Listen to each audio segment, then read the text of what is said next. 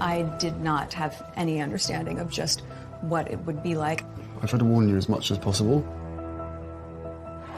It was meant to be a happily ever after, but it turned out to be anything but a fairy tale. 2 years after the nation celebrated, it could not have been a happier, more glorious day. But then things started to go downhill. How has it all gone so wrong? We had this unpredictable couple who were going to do things in a very different way. When did the cracks start to show? The so-called Fab Four dream disintegrated step by step. Where did the problems really lie? If you compare the newspaper coverage of Meghan to any of Harry's past girlfriends, it's quite shocking. They don't seem to be in touch with the mood of the nation anymore. And was it ever really going to work? It's not enough to just survive something, right? Like, that's not the point of life. You've got to thrive. As they try to start a new life in LA, they're going to war with an old enemy. Last night came the surprise announcement that she is suing the Mail on Sunday. It would be much better if Meghan and Harry simply said nothing. Were the signs of trouble there from the very start? And what does the future hold for Harry and Meghan? How celebrity are they going to become? How diluted will the royal brand become? Harry is stepping away from the life that he was born into. It has been 2 turbulent and very troubled years. They're like a drowning couple. The more they struggle to escape the things that they don't like, the more they sink.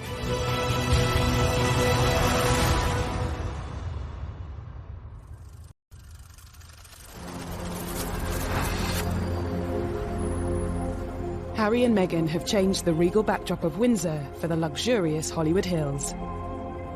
We won't be hearing about Harry, Meghan, and Archie and the royal family together as one for, I expect, for months to come until they come and visit over here, or maybe William and Kate and George and Charlotte and Louis will head on over to LA. Wouldn't that be a great photo op? They've also swapped the royal court for the High Court, in a legal battle which highlights so much of what's gone wrong in the past 2 years. Meghan's family issues, their fight for privacy, their war with the tabloid press. The court case could turn into their biggest nightmare. And it all centres on letters written.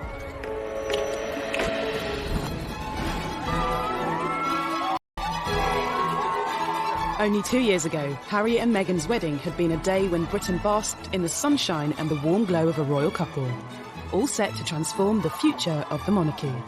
The mix of the tradition and the new and the mix of cultures totally embodied in one church service. And billions of people watched that service and were moved to tears, both by the romance of it and by what it represented. We celebrated with them, but were the seeds of their troubles already clear to those who looked? For the 2 years since the wedding, I think they've tried to recreate and maintain the kind of positivity that was around at the time, but that's just unrealistic and naive.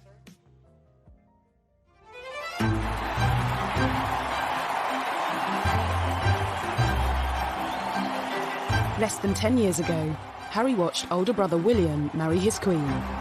The future heir to the throne had officially settled down. But the younger prince didn't look likely to follow suit anytime soon.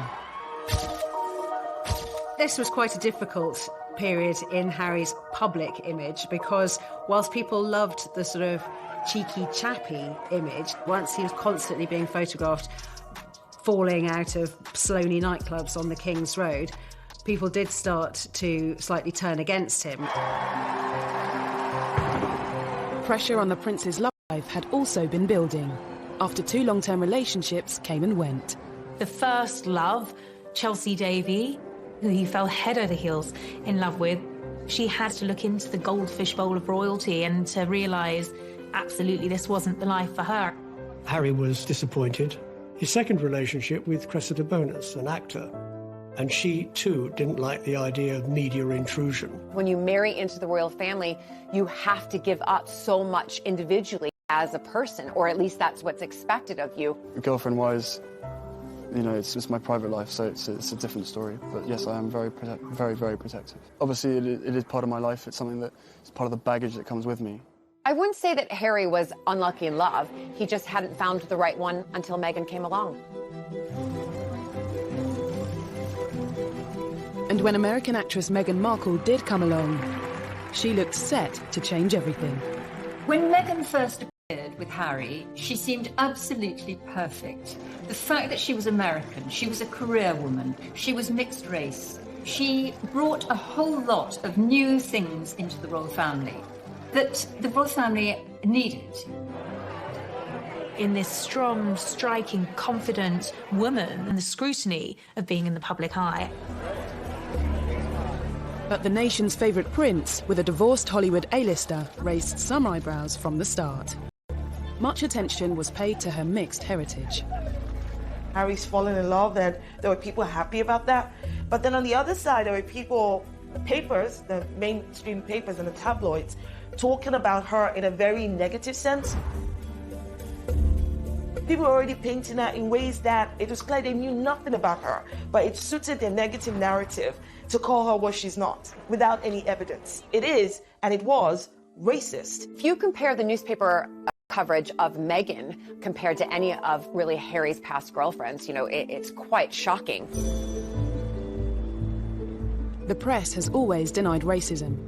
In November 2016, Prince Harry confirmed his relationship with Meghan in a statement telling the tabloids to back off. Looking back, was this an early sign that it wouldn't be business as usual? Harry issued this quite extraordinary statement attacking some sections of the media he wasn't going to tolerate, the kind of invasive techniques that once surrounded his late mother. He couldn't protect his mother because he was only a small boy, but boy was he going to protect Meghan. In the explosive statement released via his press secretary, Harry also asked the media to pause and reflect before any further damage is done. This statement packed a punch. It was Harry speaking in a way that he had never done before, and he was talking about levels of harassment, unacceptable levels of harassment, how Meghan had been the victim of sexist, racist comments and commentary and negative articles. He was clearly a very, very angry man, and actually, to a degree, he had a right to be. Prince Harry has always had a level of mistrust towards the media. But this was one fight that was always going to have an unhappy ending. The palace thought it was unnecessarily antagonistic, and as though Harry was somehow spoiling for a fight. He went about it in an aggressively confrontational kind of way. You cannot control the media. The Queen has managed to reach a position where she's very rarely criticised, because when she, in the past, has occasionally been criticised, she says nothing. It would be much better if Meghan and Harry simply said nothing. A year after Harry's unprecedented statement, news broke that he and Meghan were engaged. The nation's favourite younger brother decided to give us all some good news today by announcing he was to marry the likeable Meghan Markle.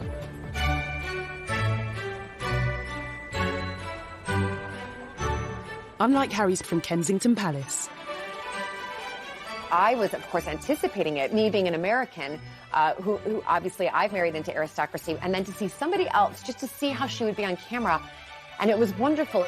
What were we doing? Just roasting chicken and Trying to roast chicken. Trying to roast the chicken. And it was just an amazing surprise. It was so sweet and natural and very romantic. You could see she was just smiling the whole time and almost laughing several times throughout the interview. But even at what should have been one of the happiest moments of his life, Harry still showed some signs of anxiety about how his fiancée would be treated. I did not have any understanding of just what it would be like. I don't think either of us did that. We both said that, even though we knew that it would be. You know, I tried to warn you as much as possible. Both of us were totally surprised by the reaction after the first 5-6 months of what we had to ourselves of what actually happened from then. So I think you can have as many conversations as you want and try and prepare as much as possible, but we were totally unprepared for what happened after that. The scrutiny. Well, all sorts. You could see that the old thorny issue of Harry's relationship with the press was raising its head again. The news that the world's most popular prince was set to marry a Hollywood actress sent the world into a frenzy. Their wedding was an unforgettable day, but could this story ever really have a fairy tale ending? Things were said and done in the run-up to the wedding that both sides regret that had caused irreparable damage.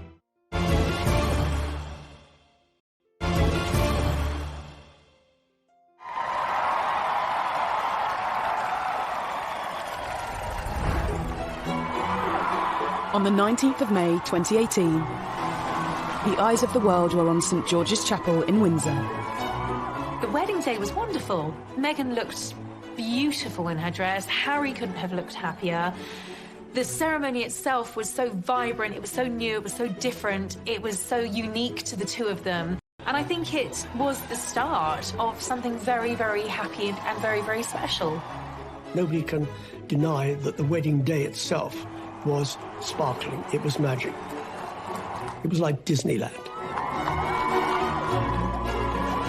The couple were given the titles Duke and Duchess of Sussex. Everything seemed perfect, but was there trouble and unrest, just hidden from view?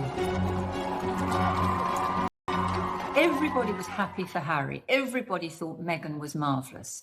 It could not have been a happier, more glorious day. But then wheels started to come off amid suggestions that the couple had been a bit difficult over the planning of the wedding and that demands were being made that perhaps weren't quite in proportion with their place in the royal pecking order. He said before the wedding, what Meghan wants, Meghan gets. Negative reports surrounding claims of Meghan's behaviour emerged from within the palace. It's been reported that Meghan was demanding, that she wanted a certain tiara to wear, and then she was given the one that she didn't want to wear. And claims Meghan rowed with Kate's staff, which were denied by Kensington Palace. Meghan just didn't like any pressure, and on a couple of occasions she actually told staff not to interfere. It was none of their business. She would have the wedding she wanted. No one had any idea that this was all building up into a much bigger and wider, more troubling picture. According to reports at the time, it was claimed Meghan also clashed with members of Harry's own family. Speculation was rife. There was a huge row when Kate was upset because Meghan insisted she didn't like the dress that Princess Charlotte was planning to wear as one of the bridesmaids. And inevitably, if you shout at someone in private and you're a royal, there is a good chance it will be leaked. There was a constant feed of endless negativity.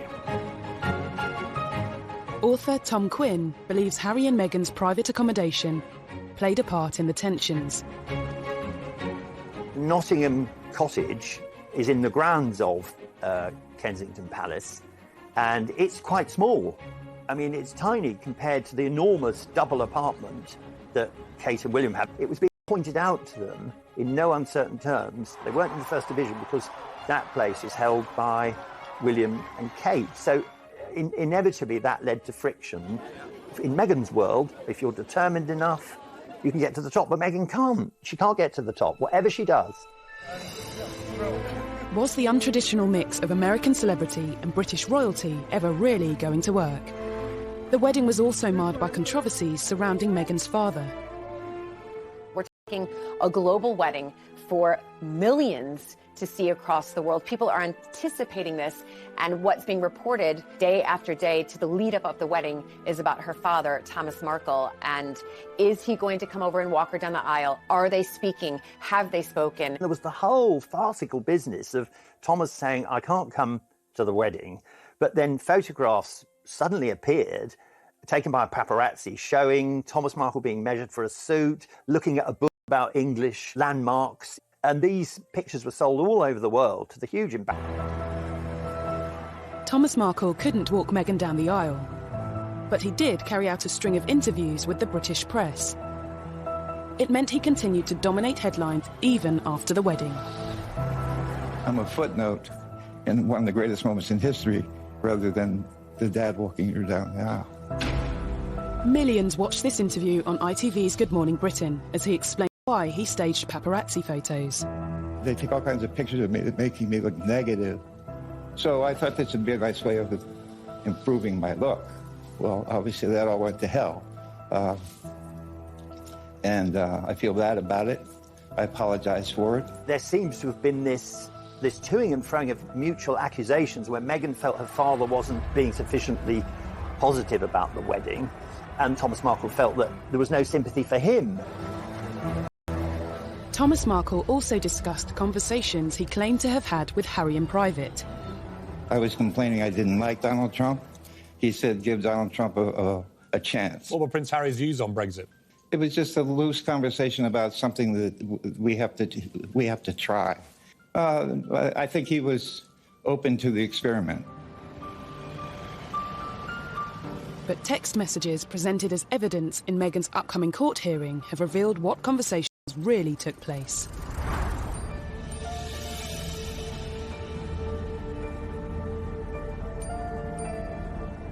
We now know what Harry was really thinking as newly revealed texts from him just before the wedding warned Meghan's father about talking to the media.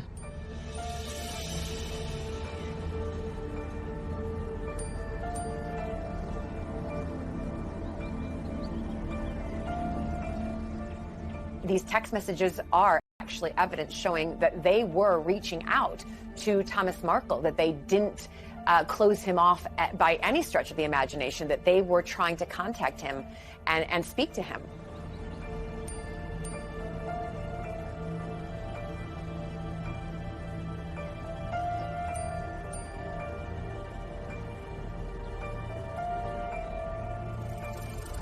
The private messages also showed how Meghan made attempts to speak with her father. Not sure the royal family as a whole will be affected in any way by the publication of these texts, but they won't like the fact that Meghan and Harry have shown once again that they're not very good at dealing with the media.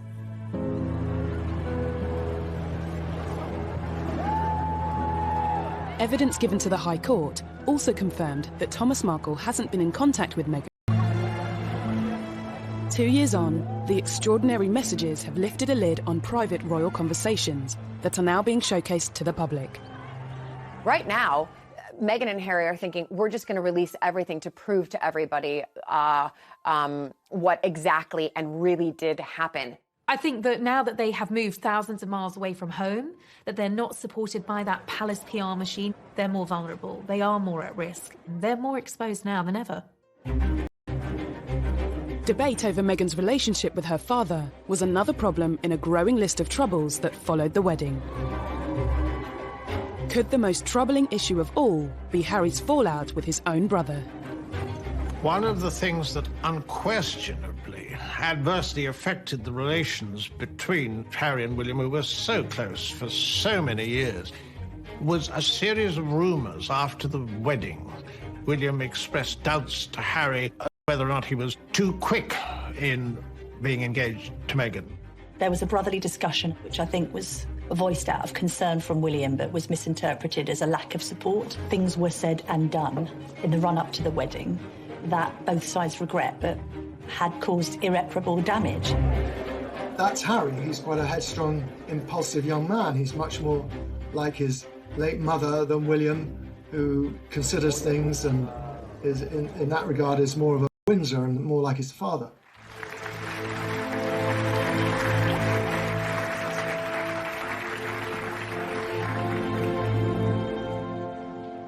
The alleged rift between Harry and William cast doubt over the future of the Fab Four, the title given to the brothers and their partners after they joined forces for the Royal Foundation charity.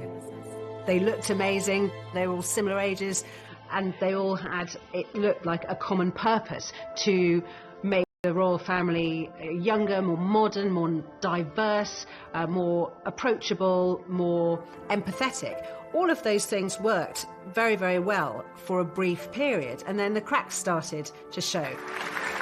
Had signs of trouble even been evident at their first public event as a quartet? Okay, the last thing you disagreed on, how do you resolve it? I can't remember, they come so thick and fast. But is it resolved? We don't know. Oh, we don't know. Well, you're putting on a great show if it's not. The so-called Fab Four dream disintegrated step by step. Despite the troubles within their family, it wasn't long before news broke that the Duke and Duchess of Sussex was starting their own. The real crunch came when Archie was due to be born. Even before the birth, Meghan's celebrity lifestyle... Now, nothing wrong with going to a baby shower. That's what Americans do. We don't do it so often in the UK, but they do it in America. It's a common practice. But she flew over a private jet. What's wrong with a commercial jet? It was the first sign of breaking with royal tradition, and there would be more to come. They wanted to do things very differently. All right, so far, but things then got a bit laughable. All the little signals meant a breakup with the royal family was inevitable. And now suddenly we had this unpredictable couple who were going to do things in a very different way.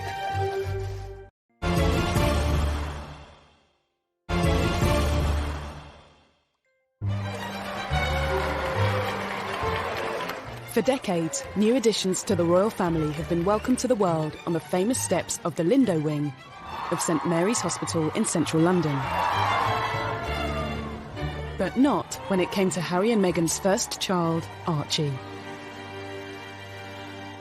I'm very excited to announce that Meghan and myself have a baby boy early this morning, a very healthy boy. The first public glimpse of the royal baby came 2 days after he was born. I mean, I have the two best guys in the world, so I'm really happy. He has the sweetest temperament. He's really calm and... I don't know who he gets that from. They were not going to follow the usual pattern of a royal birth. They wouldn't say, A, where the baby was going to be born, or when it was born. They would make the announcements on their terms, at a time that suited them. But at the same time, they were members of the royal family and they had accepted £2.4 million to renovate their house in Windsor. I think the public felt that they had a right to get excited about the birth, to maybe wait outside the hospital, wait for a glimpse of mother and baby and father to come out. When the public was denied that, that really rattled the press. They didn't like it. As well as denying the papers a front-page picture, Harry and Meghan also kept their choice of godparents private. Looking back, a telling sign that big changes were on the horizon. I think that this was their way of saying, oh my gosh, the more we give to the press, the more they take and write not very kind articles about people or about our lives. So they just thought, we're going to start stepping back so that they have nothing to write anything damaging about. But it was very much Harry and Meghan not just wanting to do their own thing, but wanting to say, we're signalling a change. Things are not going to be the same anymore. We're an independent unit. The couple had already begun forging their own path, moving from Kensington Palace to Windsor in time for Archie's birth. Then, a month later, they split from William and Kate's Royal Foundation, marking the end of the Fab Four. Their appearance 18 months earlier at a Royal Foundation forum proved to be the first and last time the quartet would appear at such an event together. Do you ever have disagreements about things? Oh, yes. Can you really have four very big personalities with different backgrounds, with Meghan and Kate, and different futures with William and Harry? Can they really be a cohesive group that can work very happily together? They probably should have separated at the very beginning and not tried to be a quartet. As a new family, Harry, Meghan and Archie toured southern Africa. I wanted to ensure that our first visit, as a family, with my wife by my side, focused on the significant challenges facing millions of South Africans. Many of their troubles seemed to disappear. They got very positive press in Southern Africa. That went down incredibly well. They couldn't have done it had they written the script themselves. Couldn't have been better. They were the golden couple sprinkling fairy dust all over Southern Africa. And then at the end of that tour, they completely shot themselves in the foot. This led to the ITV documentary where they talked about being so deeply unhappy as senior members of the royal family, which hit the world like something of a thunderbolt. In a revealing documentary, Harry and Meghan expressed their true feelings and the problems bubbling under the surface. There's been a lot of talk in the press about rifts with your brother. How much of that is true? Look, we're brothers. We'll always be brothers. We're certainly on different paths at the moment, but I will always be there for him, and as I know, he'll always be there for me. I don't know what the impact on your physical and mental health of all the pressure that you clearly feel under. Thank you for asking, because not many people have asked if I'm okay. It's not enough to just survive something, right? Like, that's not the point of life. You've got to thrive, you've got to feel happy, and I think I really tried to adopt this British sensibility of a stiff upper lip. She did really try to adapt this British stiff upper lip, keep calm and carry on, you know, never complain, never explain. But let's remember, she's American. We like to complain and explain. Rather ill-advised in my view, because, you know, he talked about how, you know, grim their lives were against a backdrop of one of the most benighted and poorest parts on the globe. Wasn't enough. They also wanted to send a message to the tabloids. While Harry and Meghan were 5,000 miles from home last night, came the surprise announcement that she is suing the Mail on Sunday for publishing a private letter she wrote to her estranged father. Harry's bombshell statement at the end of that tour announcing that his wife was taking legal action against a newspaper, and really, well, a character assassination, I suppose, on the British media. No one expected it to end like that. Harry and Meghan were very publicly sharing their troubles with the world, and the world lapped them up. I think that part of the fascination and the outrage thrown at Harry and Meghan is probably deeply rooted in jealousy in some part, right? People don't want to accept that. Be it ordinary people like you and I, or, you know, high-profile people who just want to get in there. People think that Harry and Meghan is the next, I don't know, chapter or episode of Netflix's The Crown. No, these are real people. At Christmas, Harry and Meghan did things their own way again. They spent Christmas in Canada, not Sandringham. The only other time Harry had missed Christmas with the Queen was when he served in Afghanistan.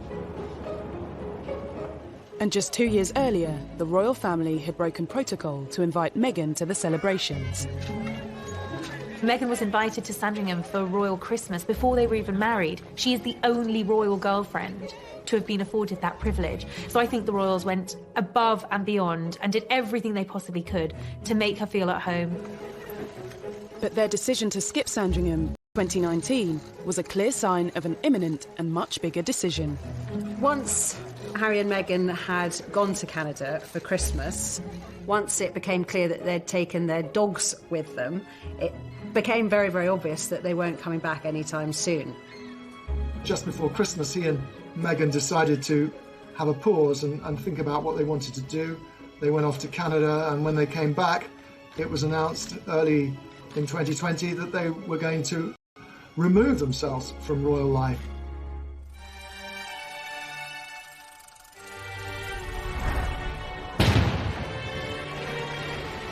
In January 2020, they dropped the biggest bombshell of all. They said they intended to step back as senior royals. It was absolutely shattering. He gave other senior royals, including the Queen, almost no notice at all. And I thought that he and Meghan had gone rogue, and that this was a deplorable way to handle it. I think that the Queen should have been informed. There had been negotiations that had been going on for some time, but nothing had been decided. And he was told to commit his ideas to paper, and he responded, well, no, if I do that, it'll just end up in the newspapers. Essentially, on one hand, you had a royal family feeling that they were being bounced into making a decision on the couple's future, and the couple being very frustrated that the palace machinery wasn't quick enough to respond to their desire to change things. For many, what became known as Megxit now seems like it had been inevitable from the start. Harry and Meghan sort of perceived slights at every twist and turn, and things which seemed quite minor became quite major, and it really came as no surprise as the weeks and months went by that really what they were angling for was not just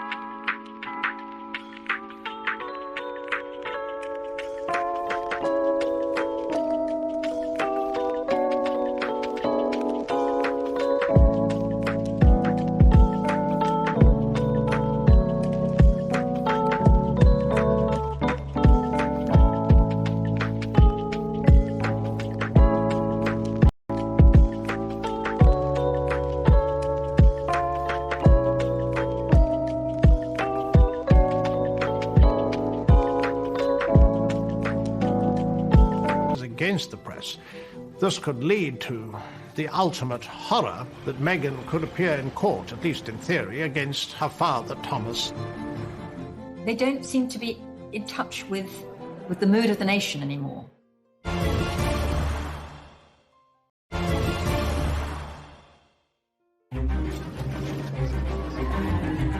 In the 2 troubled years since their wedding, Prince Harry and Meghan Markle have made no secret of their feelings towards the tabloids. Looking back, Harry has long been vocal about what he sees as press intrusion. They still upset me and I still read them. Why, I do not know. And so what do you think the public perception of Harry is? I don't know, it fluctuates. It depends on what the media want to write, I suppose. That feeling only grew when he and Meghan became a couple. Anything, positive or negative, it just didn't make sense. Being part of this family in this role, in this job, every single time I see a camera, every single time I hear a click, every single time I see a flash, it takes me straight back.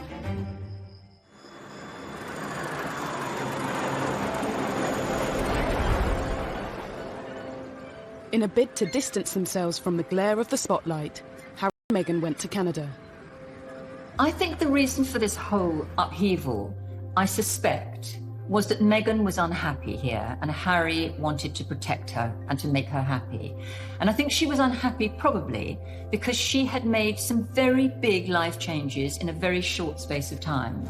She'd left her job, she'd left her country and all her support network in America. She had come to a new country, she'd married into a big family and she'd taken on a new job and she had had a baby. All of these things are huge events and they'd happened in under 2 years. People had been putting the dots together and working out that actually they hadn't just gone for a long Christmas break. They really had escaped, as far as they saw it, and had no intention of coming back. There was shock in the wider British public. I think there was dismay and great sadness that it seemed so drastic. Any plans for an easy transition across the Atlantic soon hit controversy. Canada said it would not foot their security bill following their change in royal status. Security has always been so important for Harry, and he's stressed this throughout the negotiations, but this will be extremely costly. It's like a sort of daydream. It's like a dream of an ideal world where they can have a private life and they'll be able to do whatever they want. There wasn't an easy way for them to be half in and half out royals. Just days before their royal status was officially due to end, Harry and Meghan's plans, as US borders threatened to close amidst the coronavirus breakout, Harry, Meghan and Archie made a dash for California. Harry, I think, decided, probably quite impulsively, which is in his nature, to get Meghan back to her comfort zone. Their original plans have sort of fallen in tatters. They've got to decide what it is to do, how they want to do it, when they want to do it, and where they want to do it. They've got advisors around them, and I hope they're getting the right advice, because the right advice is not just about what is good for Canada and the United States, it's also what is not going to bounce back on the monarchy and on the institution. It's important that they take that into consideration as well. As Harry and Meghan attempted to settle peacefully into LA life, their battle with the British press continued. Their long-awaited court case Meghan is suing Associated Newspapers for misuse of private information, breach of data protection, and copyright infringement, after a letter she sent her father was published by the Mail on Sunday. This is a private letter to her father expressing, her feelings, and having that released absolutely will cause distress on anybody.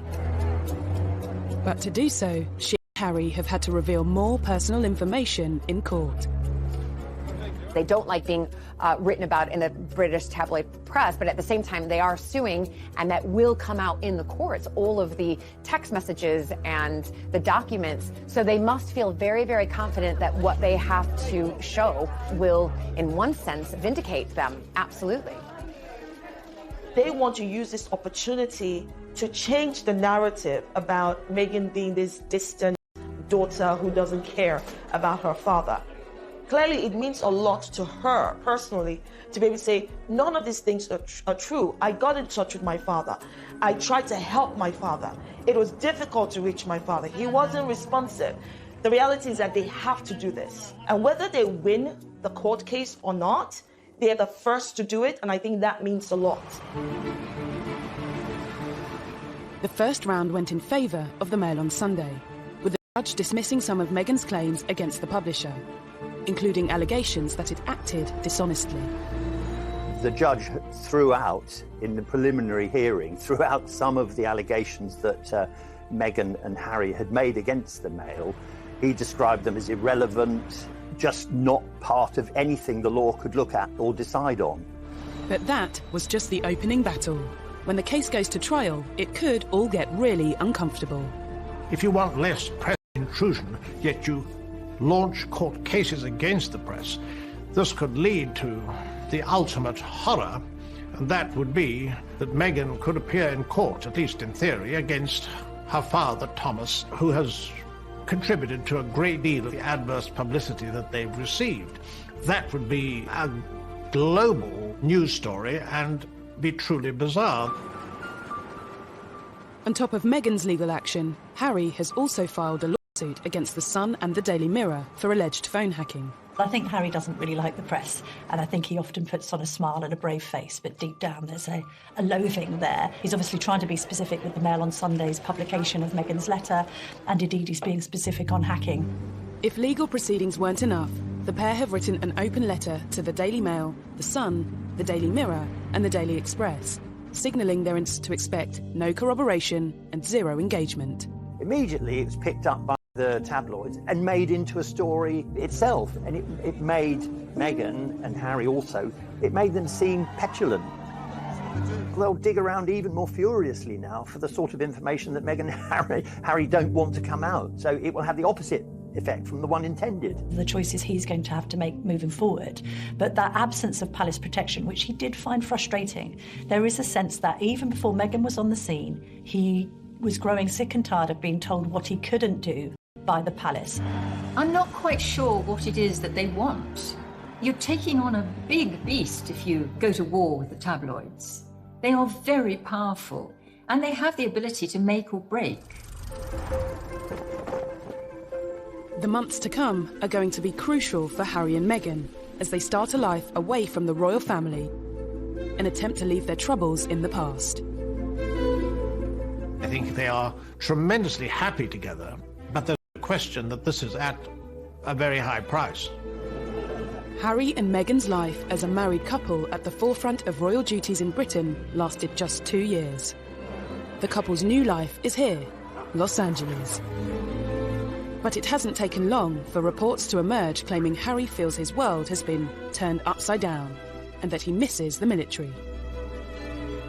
When he did leave, he clearly wasn't ready or willing or able to completely sever those ties, which why he's continued, not just with some honorary titles and sort of bells and whistles jobs, but he wanted to really continue to support particularly injured servicemen, both with the walking charity and with the Invictus Games. And that has obviously brought him a lot of happiness. I think that's the thing he's going to miss the most now that he's not in the UK. He'd be like a lost soul there. It'd be far worse for Harry in America than it was for Meghan in England, because he's not as tough as she is. It seems for Meghan, there's no place like home. If you look at the photos when we were first kind of introduced to Meghan, she was in yoga leggings, she was in her Ugg boots, she was casual, and then all of a sudden she moves over here and she's in, stockings, or as I would say, pantyhose, wearing a dress, having to wear a hat, full hair and makeup, heels all of the time, and all of a sudden they've gone back to North America and she's back in her yoga pants and, her comfy boots and casual, and going back to how probably she has been living her whole life apart from this little blip when she was living here for, less than 2 years. Harry and Meghan are no different from some of us that pack up our bags and go live in Australia or New Zealand or move to South Africa or decide whether or not you're getting what you want from the place. And maybe they plan to be there for a short while, for a long while. I don't know. And can I be honest? It's not my business. While the couple have been stateside, there have clearly been some things they've missed back in the UK. Reports claim Harry is back in touch with William, and the whole family video called the Queen. They did the Zoom call, on the Queen's 94th birthday with Archie, and, that was, accurately reported. This is her grandson. This is her great-grandson. So the Queen's always going to have a connection with Harry and vice versa. Even that was reported in two ways. Some viewed it as a cynical PR move. Others said Harry and Meghan can't win. They were simply showing they've not forgotten their family. I think Harry loves his grandmother, the Queen, and he won't want to do anything to embarrass her. I think that will be in his mind first and foremost, along with protecting Meghan and Archie. Harry and Meghan may have very little control over what is written about them. But with a new bombshell biography on the horizon, is this a sign that they are trying more than ever to be authors of their own future? A tell-all book would really quite shock everybody. I don't think that they're really even worried about the damage to their reputation.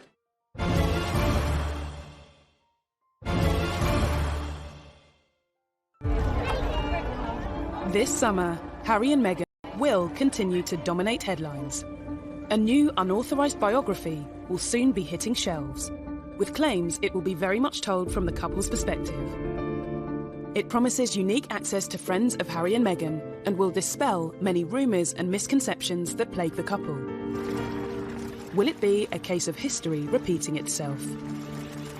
Look at what happened to his mother when she did the biography with Andrew Morton. It caused massive issues and problems within the royal family. I don't think he wants to follow in those footsteps of his mother right now in what she did in opening up to the world a tell-all book. Again, it would really go against everything that they're trying to put out there, is that we want to be private. It's probably, again, their own pathway of saying, you know what, we want to tell our story, and this is the way we're going to tell our story. Reports claim Meghan wants the book released sooner rather than later, and that she wants to shatter the image of being a demanding diva. You can be certain that the book won't give both sides of the story. I think it's more likely to be a self-justifying book, but it does give them something to do in a world. The story is far from over, along with all its troubles. They may have left palaces and protocols behind, but Los Angeles comes with its own way of doing things. In the world of celebrity, anything goes. I mean, you can go to a burger joint and be photographed outside. Haven't got the same kind of privacy restrictions, but also the same agreement between newspapers and the palace. They're not protected by the palace anymore. How celebrity are they going to become? How diluted will the royal brand become? Harry is stepping away from the life that he was born into. That comes with risks for him.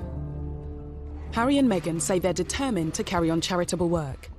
Marking Archie's first birthday, the couple featured their son in an online charity video, only to receive yet more criticism. We're going to read Duck, Rabbit, Ready. Good job. I think it's very odd and typical of the slightly contradictory nature of their lives and their views, because making a video of Archie on his first birthday is very sweet, and we know it's linked to a children's charity that Meghan supports, which is all good. But at the same time, it does show that Meghan, probably more than Harry, is not going to be able to say goodbye to the media and to having a media presence. She can't do it. They could release photos of Archie whenever they want to. I don't think they're really having their cake and eating it too. I think that they feel like, well, we can now do what we want to do.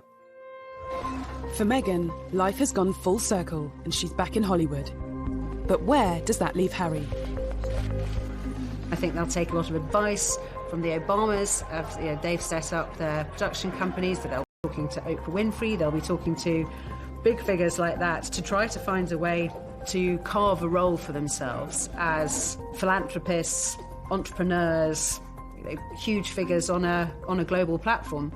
How they earn their money without people think they're trading in on their royal status is the tricky bit.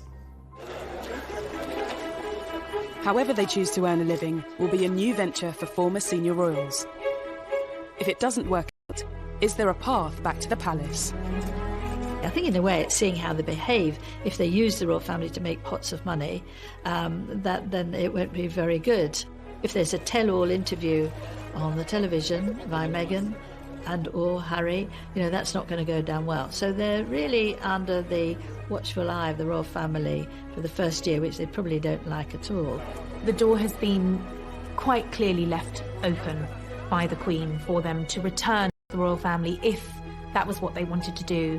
She's allowed them to keep Frogmore Cottage, although they've been asked to pay back the £2.4 million that the taxpayers paid for the refurbishment, and rightly so, able to use the HRH status. But I don't think they will come back. I think this is the life that Harry actually has always wanted.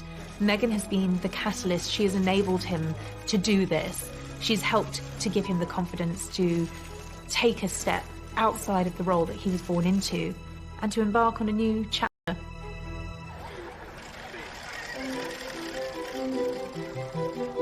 They may be at the start of a new chapter, but it's been a troubled 2 years for Harry and Meghan. Looking back, were there signs of trouble from the start? And looking to the future, are there signs of more trouble yet to come? Harry was intent on a different path, clearly. I mean, I don't think he deliberately set out to upset the public, and quite possibly he hasn't. Although I do think a lot of people have become rather disenchanted with him and her over what has happened subsequently, and he is not quite the popular figure that he once was. No matter what, someone is going to be criticizing them, no matter what they do. They have this wonderful platform and they know it. I don't think they're getting very good advice at the moment, and I don't think they are thinking a lot of these things through. Harry and Meghan are no different from any other couple out there. This is one of the fights that they have to undertake together.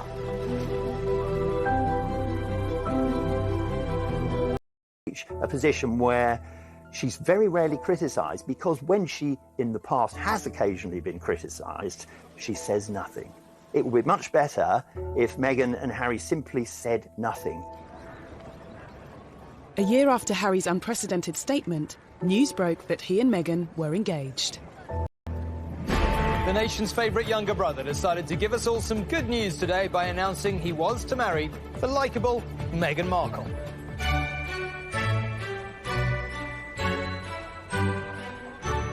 Unlike Harry's from Kensington Palace.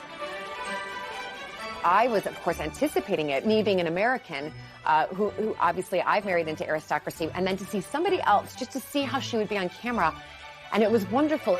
What were we doing? Just roasting chicken and Trying to roast chicken. Trying to roast the chicken. And it was just an amazing surprise. It was so sweet and natural and very romantic.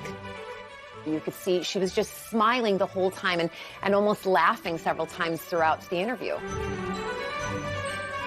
But even at what should have been one of the happiest moments of his life, Harry still showed some signs of anxiety about how his fiancée would be treated. I did not have any understanding of just what would be like, I don't think either of us did that. We both said that, even though we knew that it would be. I tried to warn you as much as possible. Both of us were totally surprised by the reaction after the first 5-6 months of when we had to ourselves of what actually happened from then. So I think you can have as many